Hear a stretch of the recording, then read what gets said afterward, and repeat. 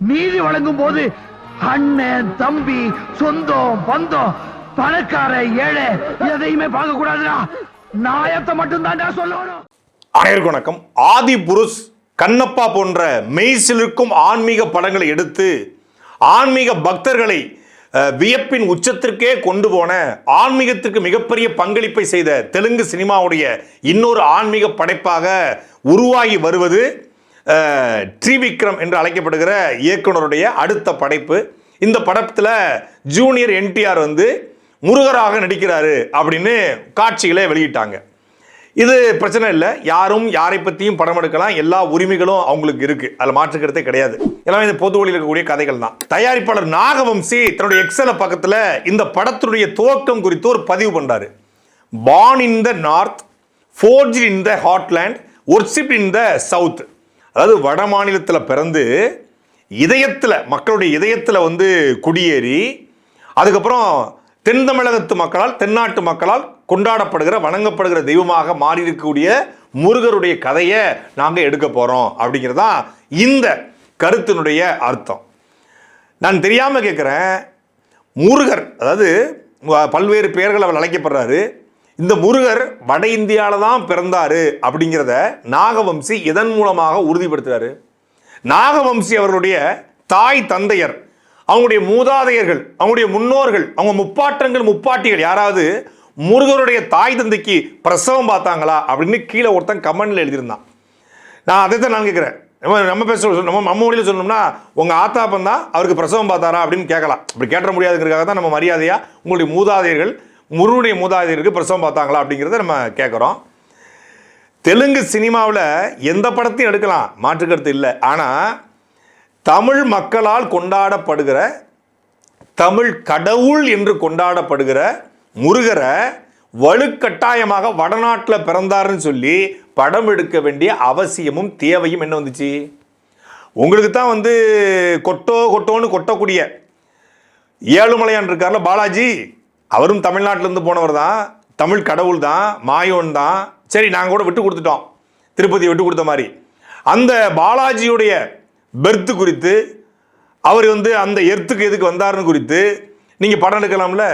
அவருடைய இது என்ன, ஆளுமைத்தன்மை என்ன, அவர் எப்படிலாம் ஆளுமை பண்ணார், ஆட்சி பண்ணார், அவரை வேண்டாம் என்ன நடக்கும் அப்படின்னு சொல்லி தாலிகாத்த மாரியம்மன், தாலிகாத்த வேலியம்மன் மாதிரி நீங்கள் படம் எடுக்கலாம்ல.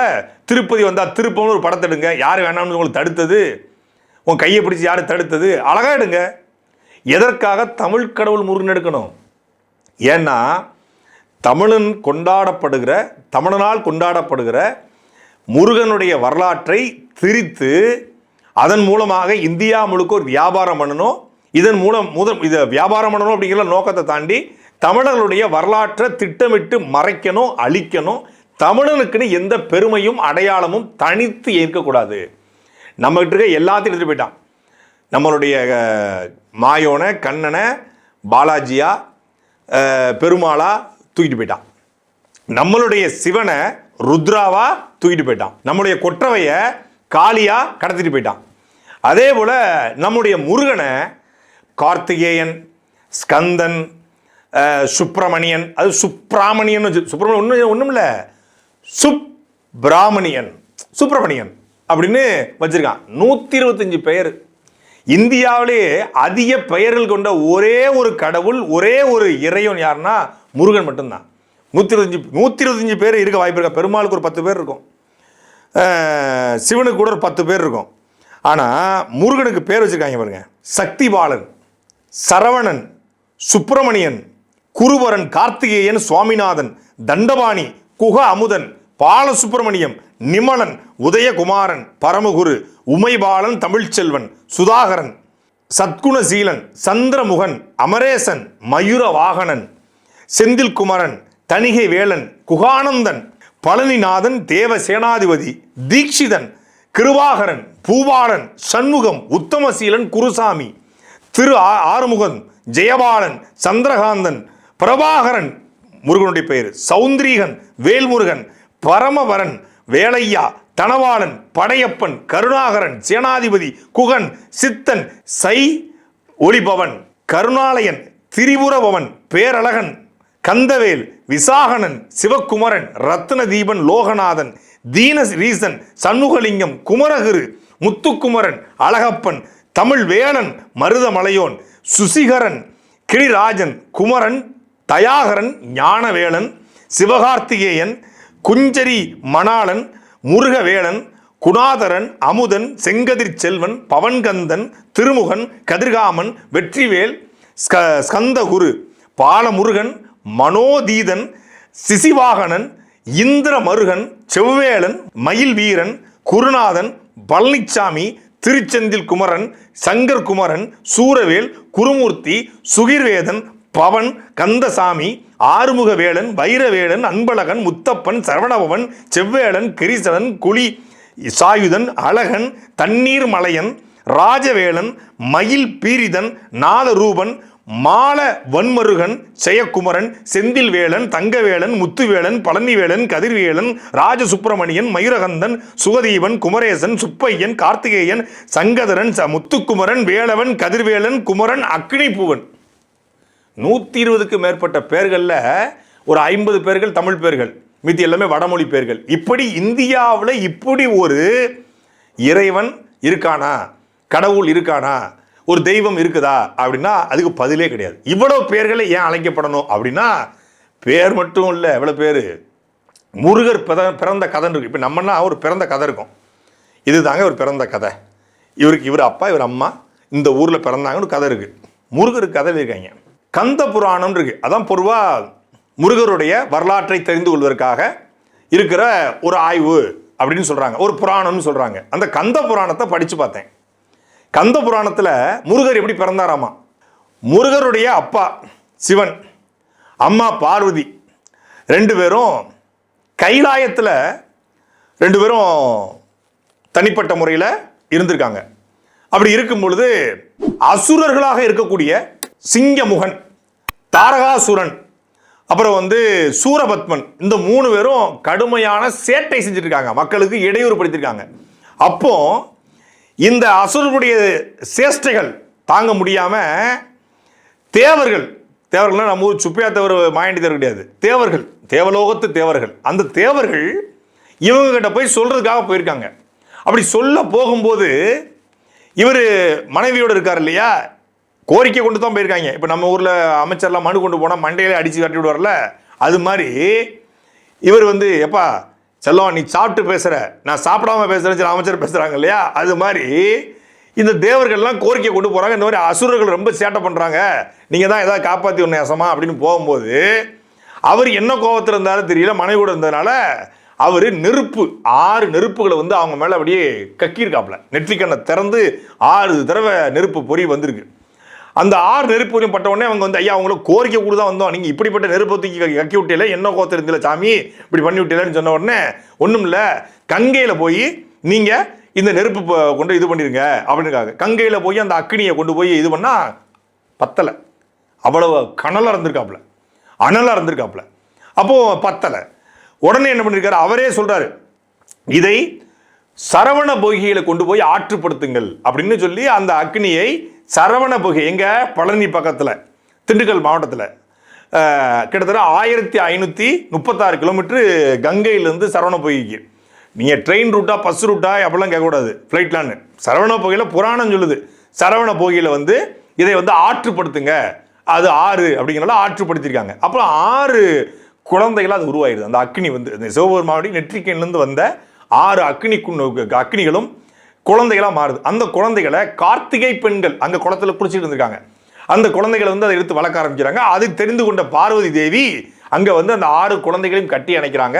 அந்த 6 குழந்தைகளுக்கும் 6 முகங்களும் 12 கைகளும் இருந்தனால 6 முகம் என்று அழைக்கப்பட்டு அந்த 6 குழந்தையும் ஒரு குழந்தையா மாறிச்சு. இப்படித்தான் முருகர் பிறந்தாரு, ஸ்கந்தர் பிறந்தாரு, சுப்பிரமணியர் பிறந்தாரு அப்படின்னு சொல்லி கந்த புராணம் சொல்லுது. ஒரு ஸ்டோரியா. இன்னொரு கதை பத்ம புராணத்துல. இதை எழுதுறது யாருன்னா வியாசருங்கிற ஒரு முனிவர். இவர் 55,000 மேற்பட்ட ஸ்லோகங்களை கொண்டு இந்த பத்ம புராணத்தை எழுதுறாரு.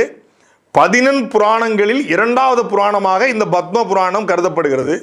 இந்த பத்ம புராணத்துல முருகருடைய பிறப்பு குறித்து இருக்கிறது. என்னன்னா, தேவர்கள்ல வீரகன் அப்படிங்கிற ஒருத்தர் கணநாதன் என்று அழைக்கப்படுற, குண்டா இருப்பாப்ல, கணநாதன் அழைக்கப்படுறாப்புல.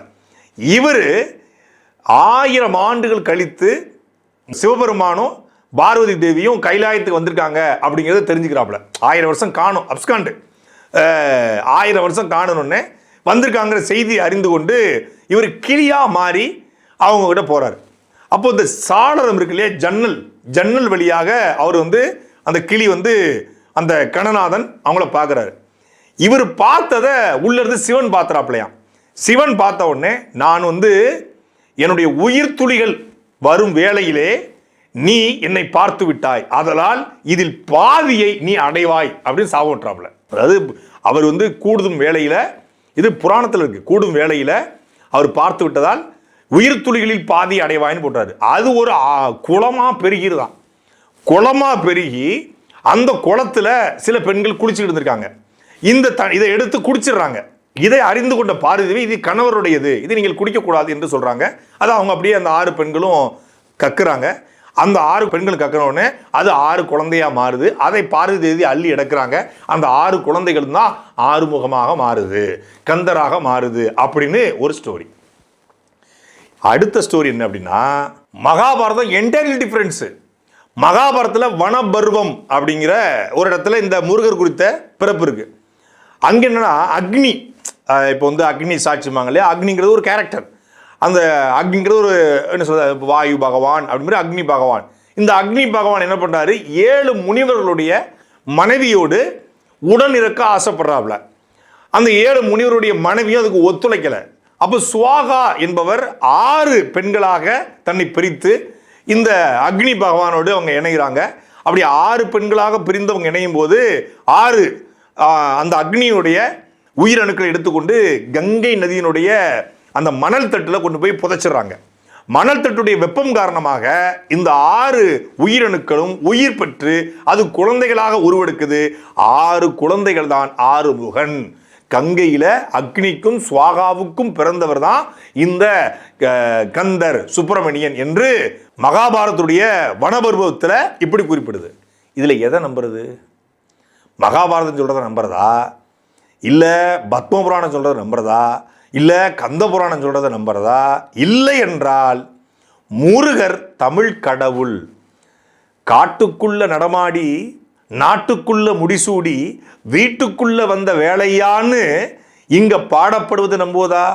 ஒன்று மட்டும் உறுதியா நம்ப முடியுது, இந்தியா முழுமைக்கும் முருகனை கும்பிடக்கூடிய ஆட்கள் இருக்காங்க. ஏன் மலேசியாவில் இருக்காங்க, சீனாவில் இருக்காங்க, மொரிசியஸில் இருக்காங்க, இந்தோனேஷியாவில் இருக்காங்க. உலக நாடுகளில் பல்வேறு தமிழர்கள் வாழ மட்டும் இல்லை, தமிழர்கள் அல்லாத மக்களும் முருகனை கும்பிடுறாங்க.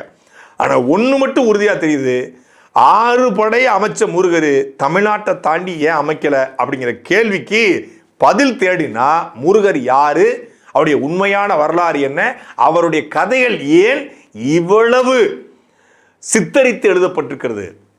கைலாயத்தில் 1000 வருஷம் கழிச்சு சிவபெருமானும் பார்வதியும் இருந்தாங்க. அங்கே போய் தேவர்கள் பேசினாங்க. அப்புறம் தேவர்களில் ஒருத்தங்க கணநாதன் கிளியா மாறி போய் சாளர வழியாக எட்டி பார்த்தான்.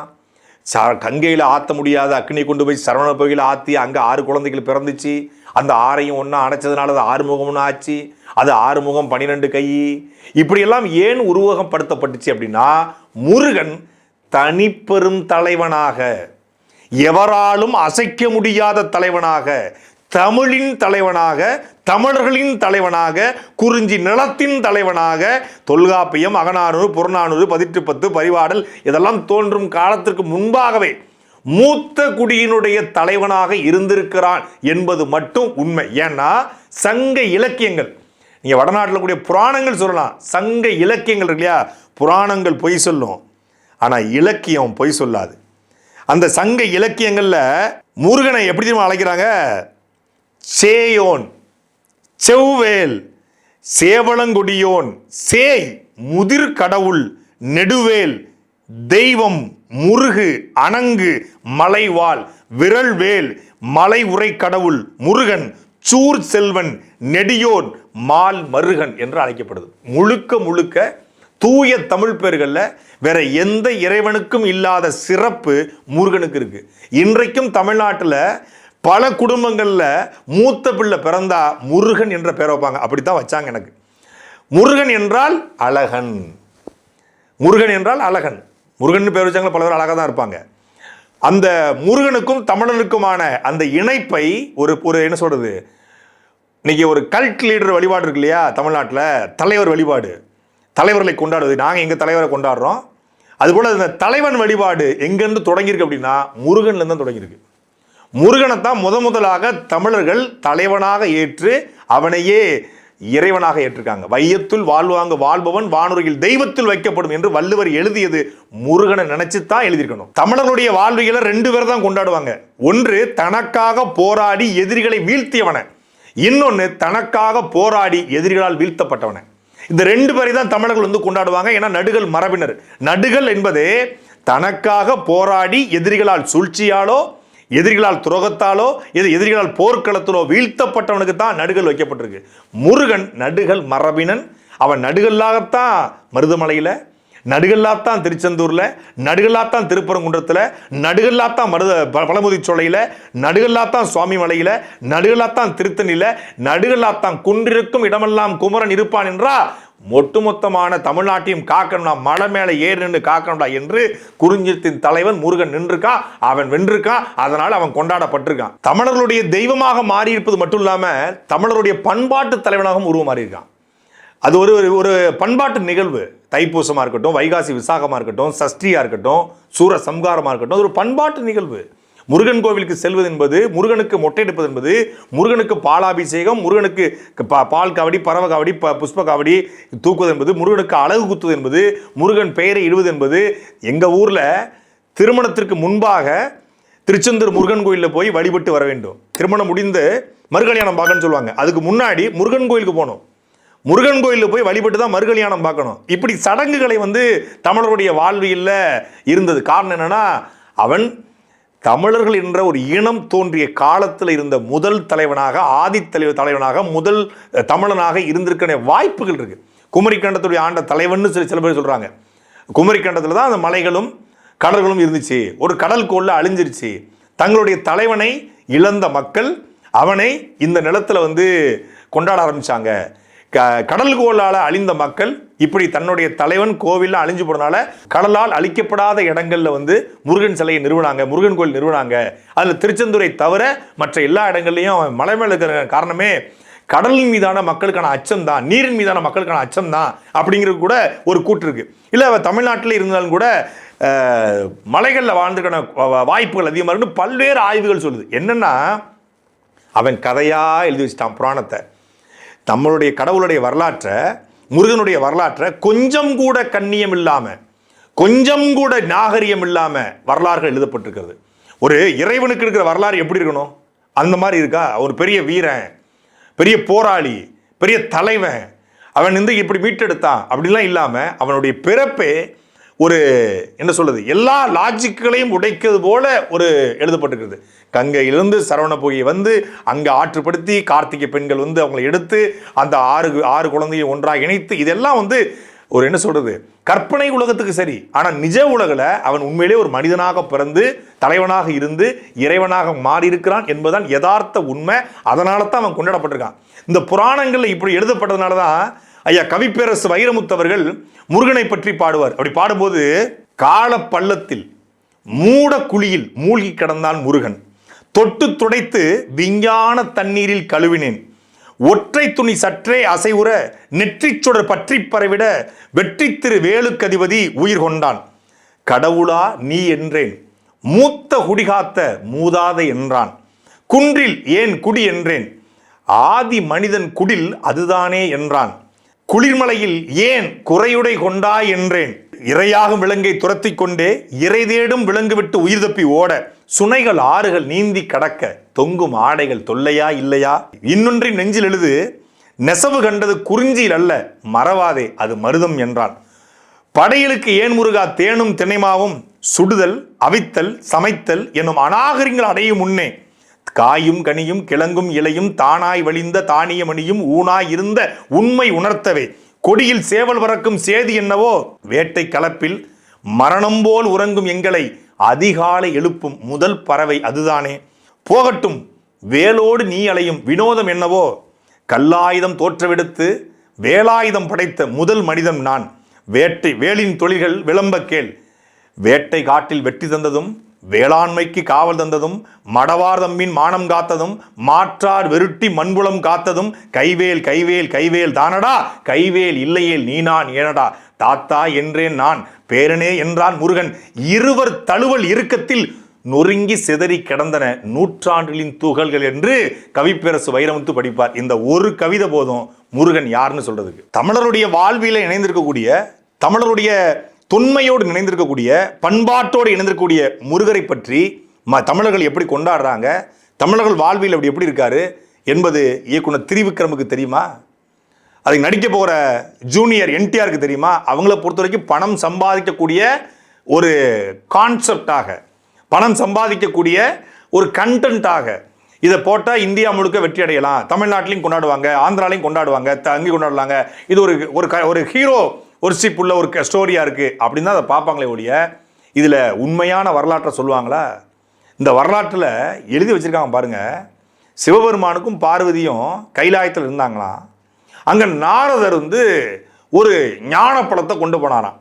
அந்த ஞானப்பழம் அவருக்கு எப்படி கிடைச்சாமா, அவருடைய வீணை, நாரதருடைய வீணையினுடைய இசையில் இந்திரன் மயங்கி அந்த ஞானப்பழத்தை நாரதர் கொடுத்தாராம். நாரதர் கொண்டு போய் சிவபெருமான் பார்வதி கொடுத்து இந்த ஞான பழத்தை யார் முழுசாக அப்படியே சாப்பிட்றாங்களோ அவங்களுக்கு ஞானம் கிடைக்கும், முக்தி கிடைக்கும்னு சொன்னாங்களாம். ரெண்டு பேருமே கடவுள். இப்போ முக்தி எப்படி கிடைக்கும்னு தெரியல, கொடுத்துருக்காங்க. இவங்க இந்த ஞானப்பழத்தை தன்னுடைய ரெண்டு பசங்களாக இருக்கக்கூடிய முருகன் மற்றும் விநாயகர்கிட்ட கொடுத்து இந்த ரெண்டு பேரில் யாராவது ஒருத்தர் சாப்பிடுங்க அப்படின்னு சொன்னாங்களாம். ரெண்டு பேர் இருக்காங்க, ரெண்டு பேர் பழத்தையும் பிரிக்கக்கூடாது, முழுசாவும் சாப்பிடணும். ஆனால் ரெண்டு பேர் இருக்காங்க. இப்போ என்ன பண்ணுறது?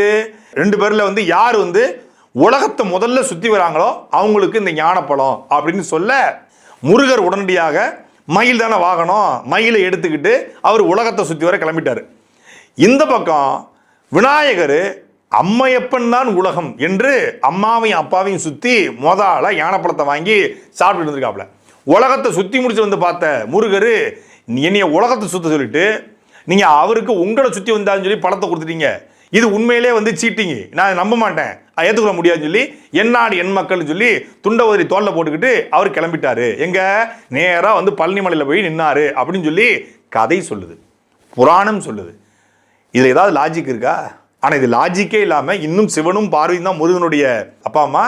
இப்படி ஒரு பழம் ஒருத்தவங்க கொடுத்தாங்க, அந்த பழத்தை ரெண்டு பேரும் பிரிச்சிக்க முடியாமல் உலகத்தை சுத்த இவர் கிளம்பினாரு, அப்பா அம்மா அவர் சுற்றி வந்தார்.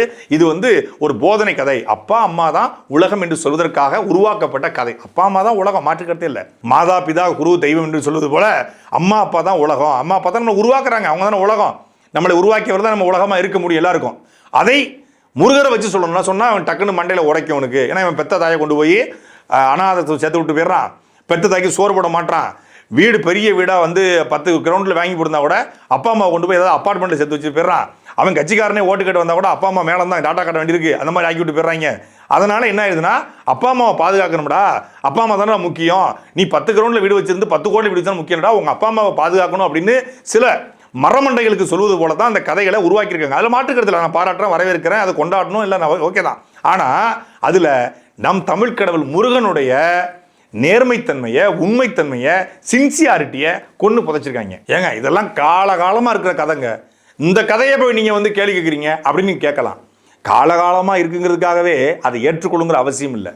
காலகாலமாக இருக்கிறதுங்கிறதுக்காகவே பொய் வேகமாக தானே பரவும், உண்மை நொண்டத்தானே செய்யும். முருகன் உண்மையானவன், முருகன் நிலையானவன், முருகன் தமிழானவன், தமிழுக்கானவன், தமிழர்களுக்கானவன், அவன் தலைவன், இறையோன், தெய்வம், அவன் சாமி. எனக்கு எந்த மாட்டுக்கிறது இல்லை. நான் பெரிய முருக பக்தன். இங்கேருந்து விராலிமலையிலேருந்து பழனி மலைக்கு, திருநெல்வேலியிலேருந்து திருச்செந்தூருக்கு நடந்து போய் முருகனை மட்டுமே வழிபடக்கூடிய, முருகன் கோயிலுக்கு மட்டுமே போகக்கூடிய ஒரு முருக பக்தன் எனக்கு மாற்றுக்கிறதே இல்லை. ஆனால் என் முருகனை, எங்கள் முருகனை, தமிழ் முருகனை, தமிழ் கடவுள் முருகனை இன்னும் இன்னும் எத்தனை காலத்திற்கு நீங்கள் எதற்காக அசிங்கப்படுத்துறீங்க? எதற்காக அவனை வியாபார பொருளாக மாத்துறீங்க? எதற்காக தமிழ்நாட்டிலிருந்து தமிழ்நாட்டிலிருந்து முருகனை பிரிக்க பார்க்குறீங்க? முருகன் பொதுவானவன், முருகன் இந்தியா முழுக்கானவன், அவன் உலகத்துக்கானவன், அதில் மாற்றுக்கிறதே இல்லை. உலகம் முழுமைக்கும் ஒரு தெய்வம் இருக்கலாம், இறைவன் இருக்கலாம். ஆனால் அப்படிப்பட்டவனுடைய கதைகளை மாற்றி திரித்து அவனை ஏதோ ஒரு மாயாஜால ஆள் போல காட்டுவதற்குண்டிய அவசியமும் தேவையும் என்ன வந்துச்சு? சூர சம்ஹாரம் நடக்குதுங்க, லட்சக்கணக்கான பேர் கூடுறாங்க, சூரனை சம்காரம் பண்ற ஒருத்தன், எப்படி வேலை எடுத்து சூரனை சம்காரம் பண்ற ஒருத்தன், வேலை எடுத்து வீசனா அவன் எப்படி இருந்திருப்பான், எவ்வளவு பெரிய வீரனா இருந்திருக்கணும். ஆனா முருகனை காலண்டர்ல வரைஞ்சி வச்சிருக்காங்க அமுல் பேபி விளம்பரத்துக்கு வர்ற மாதிரி, கொஞ்சம் தொப்பையா நெய் வெண்ணெய் இதெல்லாம் சாப்பிட்டு கொழு கொழுன்னு இருந்தா இருப்பான். இந்த கொழு கொழுன்னு இருக்கிற ஒருத்தன் சண்டை போட முடியுமா? வேல் எடுத்து வீசி போர் செய்யும் போர் வீரன், சேவல் கொடியோன், சேவல்ல வச்சு பறக்கிறவன், மயில்ல பறக்கிறவன், அப்படிப்பட்ட ஒருத்தன் எப்படி இருந்திருப்பான்? அதை ஒருத்தர் பண்ணாரு. தமிழ்நாட்டில் எத்தனையோ இங்கே பண்பாட்டு புரட்சி நடந்திருக்கு. ஆனால் ஒருத்தர் பண்ண அண்ணன் சீமானவர்கள் பண்ண பண்பாட்டு புரட்சி இருக்கு பாருங்க. பூணூல் போட்டிருந்த முருகனை அடிச்சு அறுத்து 6 பேக் வச்ச முருகனை மாத்தினாரு. இன்னைக்கு முருகன்னா இந்த படம் தான் ஞாபகத்துக்கு வரும். மாத்தினாரு. ஏங்க இது கருப்பா இருக்கு.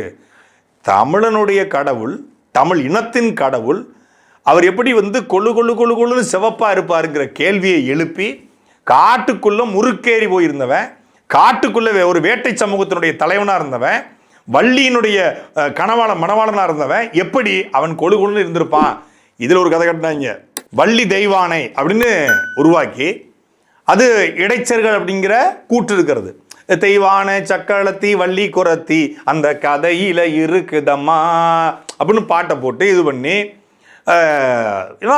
தமிழனுடைய தலைவனாக இருக்கும் பொழுது அவனுக்கு கேரக்டர் அசாசினேட் பண்ணி விட்டுருவான் அப்படின்னு எந்தெந்த வகையிலே அவனுடைய பெருமைகளை சீர்குலைக்க முடியும், அவனுடைய நேர்மையை சீர்குலைக்க முடியும் அப்படின்னு சீர்குலைத்து நீ கும்பிடு, ஆனால் இதெல்லாம் ஸ்டோரி அப்படின்னு அவன் ஸ்டோரி உருவாக்கியிருக்கான். இதில் எந்த ஸ்டோரியை திருவிக்ரம் எடுக்க போறாரு, இல்லை எந்த ஸ்டோரியை ஜூனியர் என்டிஆர் நடிக்க போறாரு? தமிழ் கடவுள் முருகனை பற்றி தெலுங்கு தயாரிப்பாளருக்கும் தெலுங்கு இயக்குனருக்கும் தெலுங்கு நடிகர்களுக்கும் எடுத்து அதை காட்சிப்படுத்தி அந்த பெருமையை சேர்க்கணும்னு ஏதாவது முருகன் கோயிலுக்கு நேர்த்திக்கடன் வேண்டியிருக்காங்களா? முருகன் கோயிலுக்கு ஏதாவது மொட்டை போடுறன்னு வேண்டியிருக்காங்களா? முருகன் தமிழ்நாட்டை மட்டும் இல்லை, கேரளாவில் கூடிய மலையாளிகள் அதிகமாக கொண்டாடப்படுறாரு. ஏன்னா இந்த 2 பேரும் ஒரே நிலத்தில் வாழ்ந்தவங்க, ஒன்றா வாழ்ந்தவங்க, ஒரே இனத்தை சார்ந்தவர்கள்.